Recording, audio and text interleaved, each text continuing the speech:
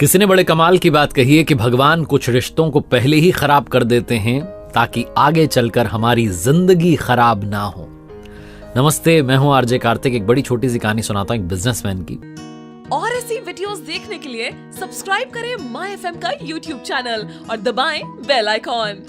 जिनको बिजनेस में बड़ा घाटा हुआ, लॉस हुआ, तो दौड़े भागे एक महात्मा जी के पास पहुंचे और जाकर के महात्मा जी से कहने लगे कि महात्मा जी, मेरे बिजनेस में बड़ा घाटा हो रहा है। महात्मा जी उन्हें देखते ही पहचान गए कि ये तो कभी कभी आता है। महात्मा जी कुछ बोले नहीं। वो बिजनेसमैन अपना दुख सुनाते जा रहे थे। उनकी आंखों में आंसू आ गए थे कि बड़ा घाटा हो रहा है, मैं समझ नहीं पा रहा हूँ क्या करूँ।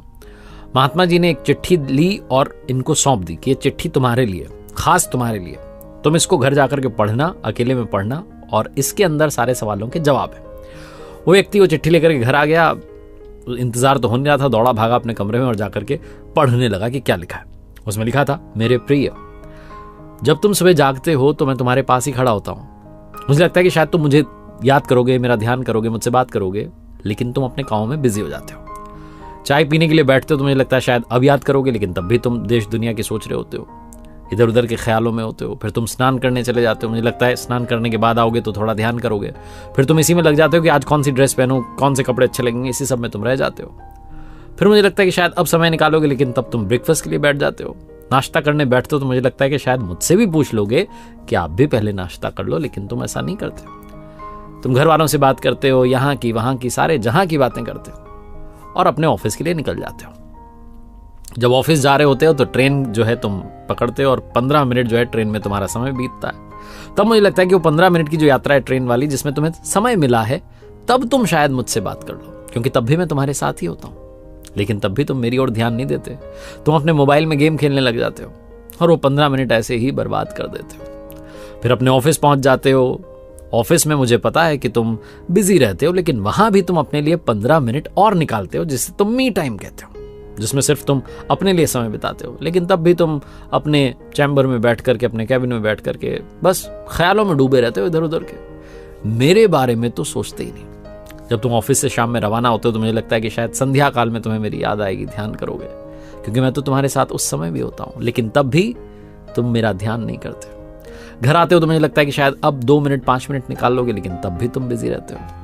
डिनर करते हो, फैमिली के साथ टाइम स्पेंड करते हो, फिर टीवी चालू कर लेते हो और टीवी देखते देखते तुम्हें नींद आने लग जाती है। तुम आते हो अपने कमरे में, बीवी को, बच्चों को गुड नाइट बोलते हो और सोने चले जाते हो। मुझे लगता है कि सोने से पहले जो 2 मिनट नींद नहीं आती, उन विचारों में शायद तुम्हें मेरा विचार आ जाए। तुम मेरा ध्यान कर लो, मेरे बारे में सोच लो, कि पूछ लो कि कैसे हो, अपना हाल मुझे बता दो, लेकिन तब भी तुम मेरा ध्यान नहीं करते और मैं ऐसे ही प्रतीक्षा करता रह जाता हूं।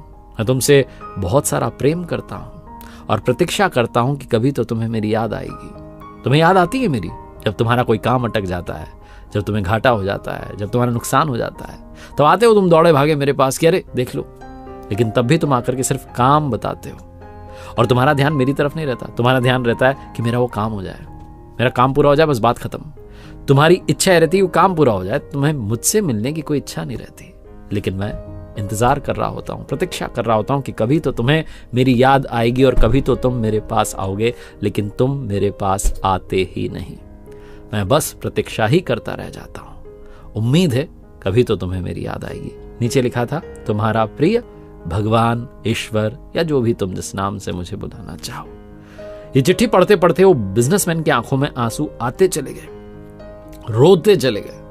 दौड़े भागे आश्रम में पहुंचे, महात्मा जी के पास कहने लगे, महाराज आपने आंखें खोल दी, मुझे बता दिया कि मैं क्या मिस कर रहा था। मैं तो भगवान को सिर्फ काम के समय याद करता हूं, हर समय याद कर लूं तो शायद बात बन जाए। महात्मा जी ने कहा, हाँ, वो हर समय तुम्हारे साथ हैं, हर पल तुम्हारे साथ हैं, कुछ समय उनके लिए भी निकालना शुरू करो। चिंताएं कम हो जाएंगी, जीवन में हैप्पीनेस बढ़ने लगेगी।